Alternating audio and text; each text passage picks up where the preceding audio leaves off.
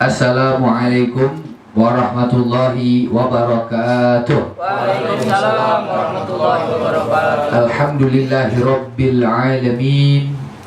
Wabihi nasta'in. Wabirahmatihi nastaghith. Wa min azabihi nastajir.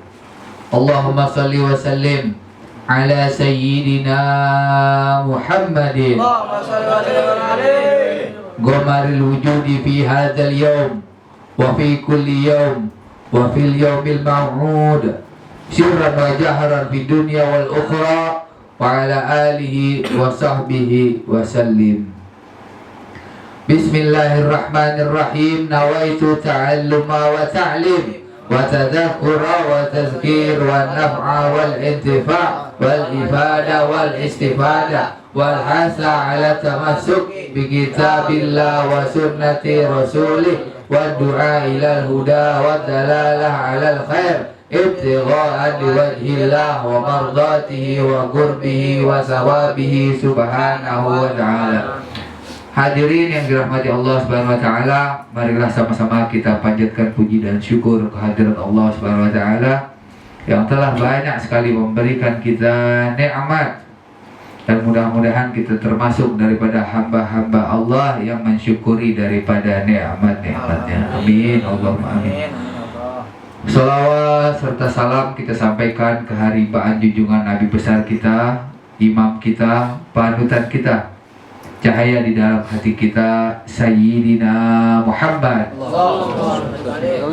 Sallallahu Alaihi Wasallam. Mudah-mudahan kelak di yaumil kiamah nanti kita mendapatkan syafaatul uzma. Amin. Allahumma amin. Ini kok pada lemes-lemes banget ya ngaji? Pada belum gajian apa gimana nih? Yang pada lemes dong. Ya, semangat untuk menyenangkan hati Nabi Muhammad sallallahu alaihi wasallam. Alhamdulillah pada malam ini bertempat di kediaman Bang Fani beserta keluarga besarnya, istri, orang tuanya semua, anak-anaknya, mudah-mudahan dijadikan anak-anak yang solehah. Mudah-mudahan rezekinya ditambah oleh Allah Subhanahu wa taala dan kemudian dilapangkan daripada segala urusan-urusannya. Amin Allahumma amin. Juga khususnya yang hadir kita semua yang meluangkan waktunya ke dalam majlis ini, baik yang dari dekat maupun yang dari jauh, dan kami ucapkan terima kasih bagi para hadirin yang sudah sukses untuk menjinakkan daripada hawa nafsunya, meluluhkan daripada hawanya, kemudian melawan daripada bisikan setan yang menggodanya untuk tidak hadir ke dalam majlis-majlis ilmu.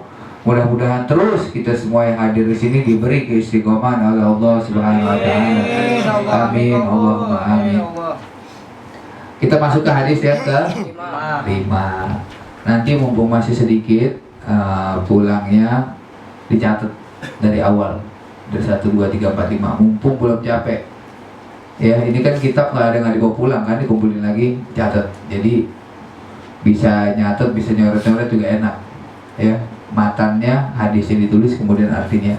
Nanti mulai pulangnya dicatat sehingga jadi ntar pertemuan ke depan tidak capek lagi. Syukur-syukur udah ditulis dari sini, jadi besok ngaji udah tahu apa yang mau dibahas. Shallu ala Muhammad. Hadis yang kelima, qala Rasulullah sallallahu alaihi wasallam. Hadis ini tentang bagaimana kita untuk menempuh agar sampai kepada tahap sayang dan cinta sama Allah Subhanahu wa taala. Di sini Nabi Muhammad memberi kita kisi-kisi, memberi kita bagaimana caranya untuk menempuh Allah Subhanahu wa taala. Qala Rasulullah sallallahu alaihi wasallam, ahibbullah lima yaghdukum bihi min ni'amih wa ahibbuni li hubbillah wa ahibbu ahla baiti li hubbi. Hadis yang kelima, bahwa Nabi Muhammad SAW menyatakan, hadis ini diriwayatkan oleh Al-Imam Tirmidzi radhiyallahu ta'ala anhu. Apa kata Nabi Muhammad Allahumma shalli ala Muhammad. Apa kata Nabi Muhammad? Allahumma shalli wa sallim alaihi.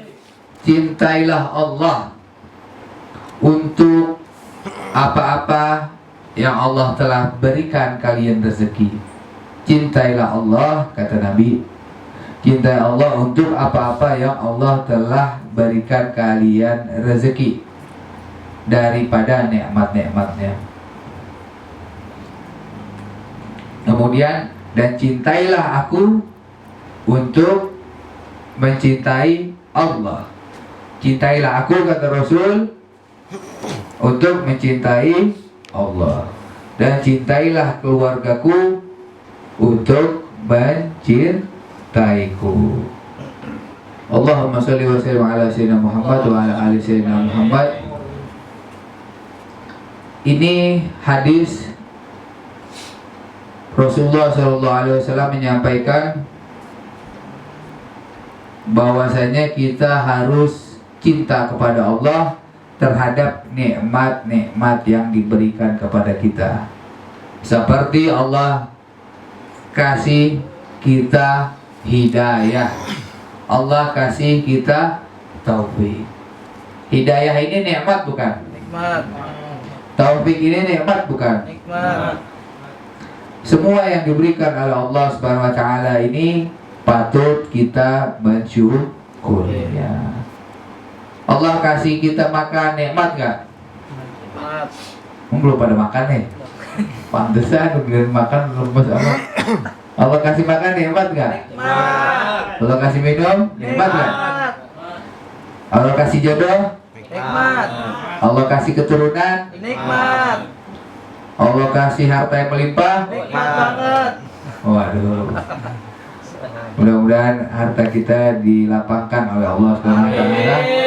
Kemudian dimudahkan hati kita untuk mengeluarkan harta kita di jalan Allah Subhanahu wa taala. Amin. Jadi nikmat yang diberikan Allah ini Rasulullah ngajarin untuk bisa sampai kita kepada Allah, maka kita harus bersyukur dari hal-hal yang kecil, bersyukur dari hal-hal yang sedikit. Kita harus bersyukur dari hal-hal yang kecil, sedikit, baik itu banyak ataupun besar, kita harus patut mensyukurinya. Dengan apa? Dengan mengucapkan alhamdulillah. Makanya alhamdulillah ini ada secara istilah, ada secara bahasa. Singkatnya, kalau secara bahasa ini alhamdulillah memuji Allah dengan mengucapkan alhamdulillah. Tetapi kalau secara syar'an atau istilahan, yang dimaksud dengan bersyukur adalah ketika kita benar-benar mengucapkan dari hati yang paling dalam. Contoh, misalnya kita lagi kehausan nih, kita lagi kehausan, kemudian ada yang bawain air minum, atau misalnya kita lagi kepengen minum es, ada yang bawain minum es. Kemudian girangnya tuh hati kita, pas kita lagi kepengen ya, kita lagi ucap, oh pengen banget minum aus, atau ada yang bawain. Habis itu kita minum, kita mengucapkan alhamdulillah. Nah, itu adalah bersyukur. Apalagi contohnya bersyukur, misalnya duit di rekening habis, habis, nggak ada duit lagi di rekening, tahu-tahu ada transferan masuk, alhamdulillah. Kemudian misalnya dapat kabar bahwasanya pengajian libur.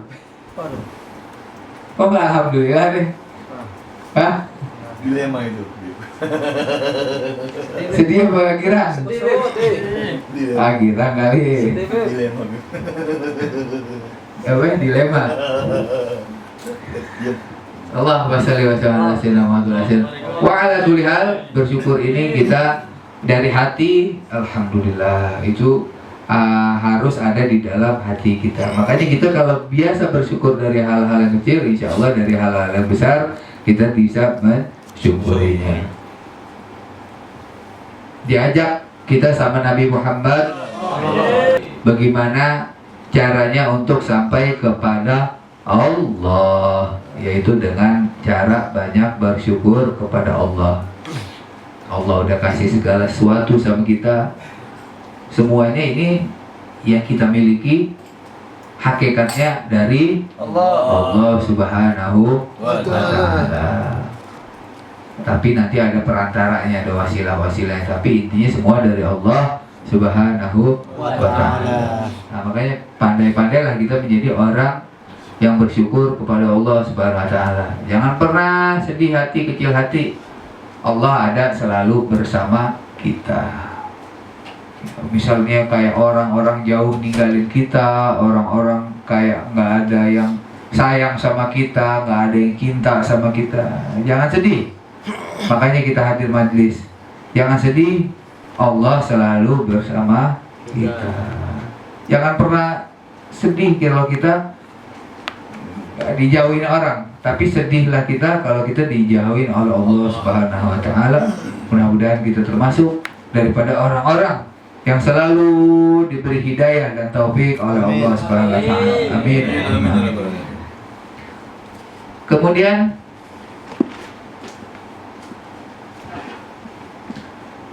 wa ahibbuni li hubbillah. Nah, kata Rasul sallallahu alaihi wasallam, cintailah aku agar dapat cinta kepada Allah. Kalau kita susah untuk menggapai daripada cinta kepada Allah Subhanahu wa Ta'ala, Nabi Muhammad sallallahu alaihi wasallam ngasih kita kisi-kisi apa? Cintailah aku agar dapat cinta kepada Allah. Susah kita kan, kadang kita lupa bersyukur, kadang kita dikasih dikit kurang terima, kurang bersyukur. Nah, tapi ada jalannya. Jalannya dengan kita cinta kepada Nabi Muhammad sallallahu alaihi wasallam. Kalau kita cinta dengan Nabi Muhammad SAW, insya Allah kita digolongkan sebagai orang-orang yang cinta kepada Allah Subhanahu wa Ta'ala. Kalau ada orang ngomong cinta sama Allah, orang bilang dia rindu sama Allah, tapi dia tidak rindu, tidak kasih, tidak sayang, tidak kangen sama Nabi-Nya, maka cintanya tidak dibenarkan. Cintanya tidak sampai kepada Allah Subhanahu wa Ta'ala. Karena hakikatnya cinta adalah bukan dengan lisan, tapi cinta adalah dengan hati dan perbuatan, yang mana perbuatan ini yang dianjurkan, yang diperintahkan oleh Nabi Muhammad SAW. Yang diperintahin lakuin, yang dilarang kita tinggalin, yang sunnah-sunnah Rasulullah kita lakuin. Makanya kita kalau cinta sama Nabi Muhammad SAW, kita patut mengamalkan sunnah yang kita tahu. Yang kita nggak tahu ya mau gimana, yang kita tahu kita amalkan. Sebab Al-Quran dan sunnah ini punya kita. Al-Quran dan sunnah punya kita. Jangan sampai kita alergi dengan Al-Quran, sunnah, Al-Quran, sunnah. Kan ada golongan yang bilang Quran sunnah, Quran sunnah. Jangan alergi. Memang pegangan kita Al-Quran dan sunnah Nabi Muhammad Sallallahu Alaihi Wasallam. Kita mau ngapa lagi kalau bukan Quran dan sunnah? Quran sunnah, Quran kita baca, sunnah kita amalin. Ijma dan kias itu ada 4 dalam kita ahlu sunnah wal jamaah. Tapi Quran kita jangan sampai tinggal. Sunnah-sunnah Nabi Muhammad SAW yang kita tahu jangan juga sampai kita tinggal. Kalau kita pengen cinta sama Allah, maka cintai dengan Nabi Muhammad SAW. Kalau kita pengen cinta sama Nabi Muhammad SAW, maka kita ikuti sunnah-sunnahnya Rasulullah Sallallahu Alaihi Wasallam. Apa yang disunahkan oleh Nabi Muhammad SAW kita lakuin. Tentunya yang wajib ya, yang wajib ini udah pasti ya, yang wajib pasti. Tapi sunnah ini untuk kadar mahabbah kita kepada Nabi Muhammad Sallallahu Alaihi Wasallam. Wa ahibbuni li hubbillah. Cintailah aku. Ini Rasul yang bilang. Rasul kalau udah bilang ini sudah menjadi dalil, sudah menjadi hukum. Karena hakikatnya yang keluar dari mulutnya Nabi Muhammad Sallallahu Alaihi Wasallam itu semua berasal dari Allah Subhanahu wa Ta'ala. Wa ahibbuni li hubbillah. Cintailah aku agar dapat cinta kepada Allah Subhanahu wa taala, agar dapat bertambah cinta kepada Allah Subhanahu wa taala. Seperti kita hadir di majlis ini, di majlis-majlis zikir, majlis-majlis ta'lim yang mana disebutkan kalamullah, kalam-kalamnya Allah, firman-firmannya Allah, yang mana majlis-majlis disebutkan daripada sirah, bentuk-bentuk salawat kepada Nabi Muhammad SAW, yang mana ada istighfar dalam majlis tersebut, ada tahmid, ada takbir dalam majlis tersebut, ada bacaan bismillahirrahmanirrahim, ada bacaan alhamdulillahirabbil alamin di dalam majlis, bismillah walhamdulillah wal khair wa syarr bimasyiatillah, bismillah walhamdulillah wal khair wa syarr bimasyiatillah. Ayo hadirin yang dirahmati Allah Subhanahu wa taala. Jadi Nabi Muhammad SAW ngajak kita biar nambah cinta sama Allah, kita ikutin apa yang diajarkan oleh Nabi Muhammad SAW. In kuntum tuhibbunallaha fattabi'uni yuhibbukumullah. Jika engkau, ini firman Allah ya, Allah sebutkan dalam kalamnya, in kuntum tuhibbunallaha fattabi'uni yuhibbukumullah. Kalau engkau semua, jika engkau semua cinta kepada Allah, fattabi'uni, maka ikutilah aku, yuhibbukumullah, maka engkau semua nanti akan dicintai oleh Allah Subhanahu wa taala. Itulah sayangnya Allah Subhanahu wa taala kepada Nabi Muhammad SAW, yang mana diabadikan di dalam Al-Quran. In kuntum tuhibbunallah fattabi'uni yuhibbukumullah. Sampai sini jelas? Sampai sini paham? Dan yang terakhir, wa ahibbu ahla baiti lihubbi. Cintailah keluargaku untuk mencintaiku. Dan ini perintah Nabi Muhammad SAW. Dan Allah Subhanahu wa taala juga menyebutkan di dalam Quran surat Asy-Syura ayat 23, qul la as'alukum alaihi ajra illa al-mawaddata fil qurba. Jadi Allah Subhanahu wa taala perintah kepada Nabi Muhammad SAW, wahai Muhammad, ngomong, kasih tahu bahwasanya aku ini tidak meminta upah apapun daripada hasil dakwahku, hasil seruanku, hasil perjuanganku. Apa yang diminta sama Nabi cuma satu doang. Rasulullah nggak minta apa-apa dari hasil jeripayanya Rasul Sallallahu Alaihi Wasallam, tidak minta apapun apa, illal mawaddata fil qurba, kecuali kasih sayang di dalam keluargaan. Bahwasanya yang dimaksud dengan ahlul bait Nabi adalah ahlul kisah. Ahlul kisah ini adalah Rasulullah SAW, Sayyidah Fatimah radhiyallahu taala anha, Sayyidina Ali bin Abi Thalib, Sayyidina Hasan dan Sayyidina Husain. Ini adalah ahlul kisah, ahlul bait Nabi Muhammad SAW. Dan ahlul bait disebutkan di dalam tafsir bahwasanya ahlul bait ini ahlul kisah dan keturunan daripada Sayyidina Hasan wal Husain. Ini adalah ahlul kisahnya Rasulullah SAW. Makanya pernah dengar nggak ada tawasul? Sebenarnya tawasulnya buat wabah, tapi kemarin pas Covid dibaca li khamsatun utfi biha haral wabail hatimah al mustafa wal murtada wa benahuma wa fatimah. Apa li khamsatun utfi biha, ya Allah, dengan 5 ini maka ringankanlah, jauhkanlah dengan berkat 5 ini. Apa? Harul wabail hatimah, harnya panasnya wabah yang bisa mematikan, membumi, hanguskan. Bil Mustafa, siapa Mustafa? Rasulullah. Wal murtada, siapa murtada? Sayyidina Ali bin Abi Thalib. Wa benahuma, siapa anak keduanya? Sayyidina Hasan wa Fatimah. Li khamsatu usbi biha harul wabail hatimah al Mustafa wal Murtada wa benahuma wa Fatimah. Ini juga bisa diamalin. Kalau punya anak sakit, demam, tak kunjung reda, atau sakit yang lainnya, bacain itu tawasul. Kita besarkan diri kita, maksudnya besarkan niat kita, harapan kita kepada ahlul kisah ini, Rasulullah Sallallahu Alaihi Wasallam, Sayyidina Ali, Sayyidina Hasan dan Husain, dan Sayyidah Fatimah radhiyallahu taala anha. Ini kan perintah sebenarnya. Di sini di syarat disebutkan wujubu mahabbah ali baitihi. Wajib, wajib cinta kepada ahlul baitnya Nabi Muhammad SAW. Karena apa? Cinta di sini menunjukkan kecintaan kita kepada Nabi Muhammad Sallallahu Alaihi Wasallam.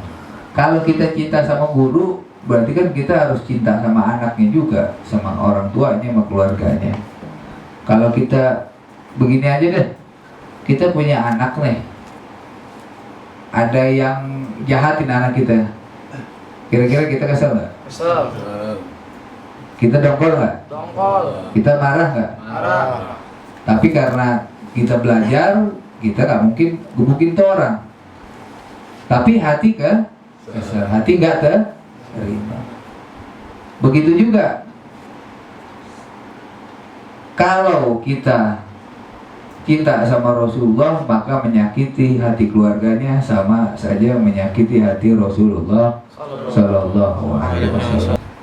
Cinta kita kepada keluarga Rasulullah Sallallahu Alaihi Wasallam ini bakalan di yaumil kiamah nanti berguna bagi kita, wabil khusus bagi anak cucu kita, bagi keluarga kita ini sangat-sangat berguna. Dan cinta kepada keluarga Nabi Muhammad SAW ini Al-Fakir pernah bilang bahwasanya habaib ini bagaikan CCTV-nya Rasulullah SAW. Kelakuan-kelakuan kita kelihatan, dipantau oleh para habaib, yang mana mereka ini salah satu CCTV-nya Rasulullah SAW. Ya, habaibnya juga sama, dipantau juga. CCTV-nya lagi, CCTV-nya langsung connect sama yang punya CCTV. Jadi semuanya, artinya Rasulullah bisa melihat daripada mata, daripada dzurriyyatnya Nabi Muhammad Sallallahu Alaihi Wasallam. Makanya kita kalau sama ulama, sama habaib, kita jaga adab kita jaga akhlak kita. Jangan kita ngangkat suara di depan para ulama, para habaib. Dan ini sebagai edukasi bahwasanya mengeja guru ketika sedang menyampaikan, baik di dalam forum majlis ataupun bukan, itu salah satu yang kurang daripada adab. Jadi kalau guru lagi ngomong, jangan ngomong komentar kecuali dikasih kesempatan atau diberikan pertanyaan. Nah, itu baru jawab.